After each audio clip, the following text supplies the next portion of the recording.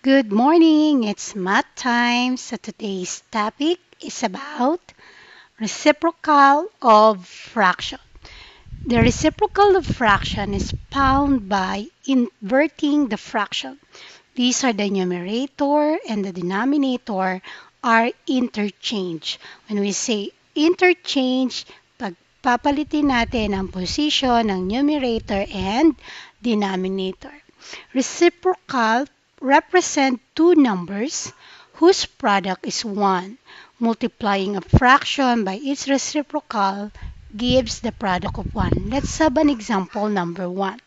So in this case, we have 3 over 7. So to find the reciprocal of this fraction, it can be a proper or improper fraction. Simply interchange the numerator and the denominator. Let's have an example. So sabi nga kanina, para mahanap natin ng reciprocal niya, we're going to invert or interchange the numerator and the denominator. So 3 over 7 will become 7 over 3.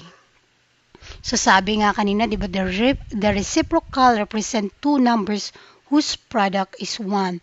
Let's multiply. Tignan nga natin kapag pinag-multiply ba natin siya, ang magiging sagot ay 1. So 3 times 7 is 21. 7 times 3 is, very good, 21. Now, let's reduce it to lowest term.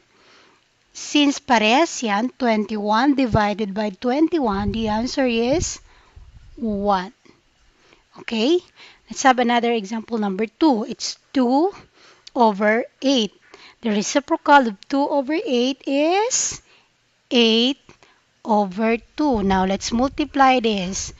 2 times 8 is 16.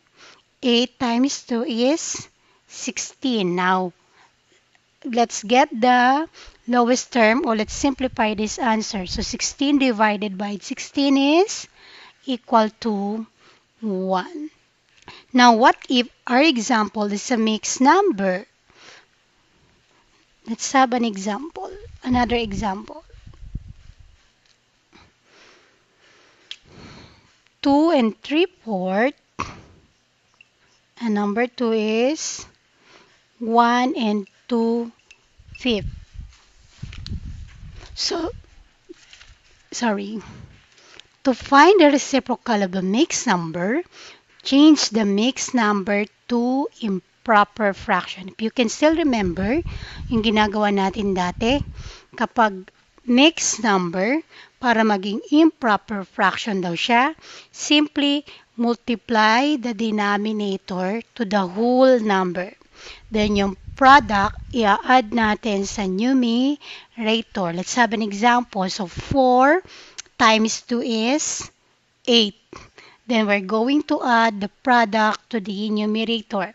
8 plus 3 is 11. And then over 4. Just copy the denominator.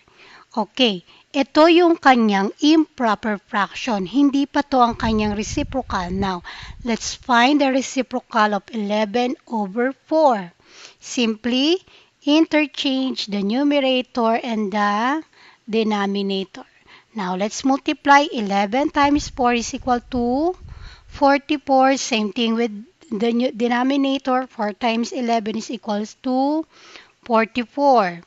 Now, let's divide the given fraction. 44 divided by 44, it is equal to 1.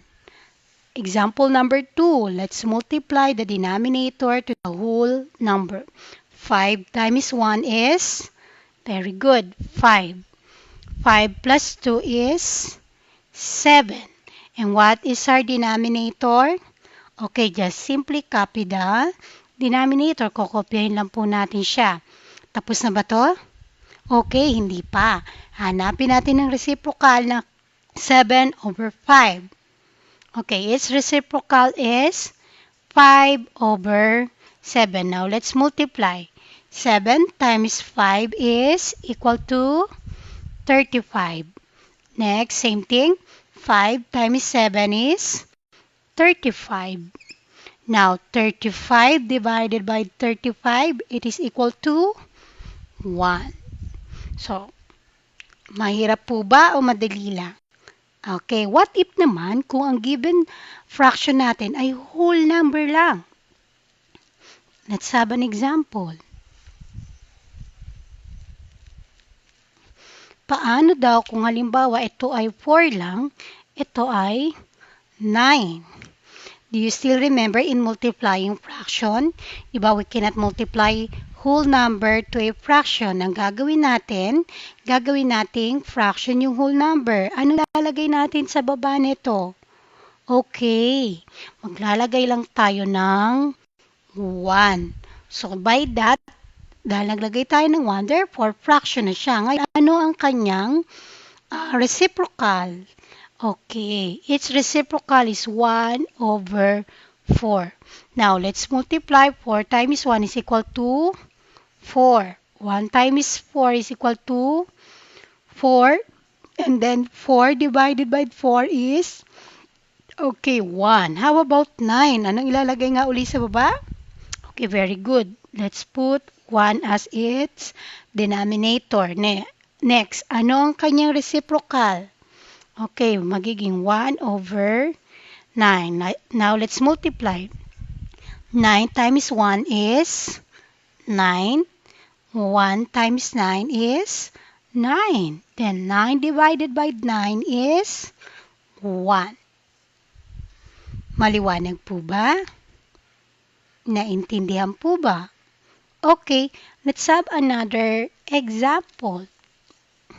Paano naman kung may missing number?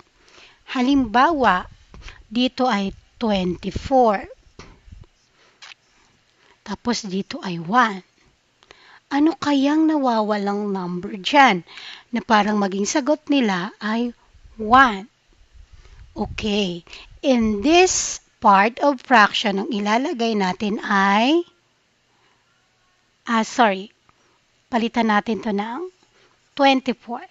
This will become 1. Ang nawawala sa kanyang number is 1. Dito naman ay 1 din. So, 24 times 1 is 24.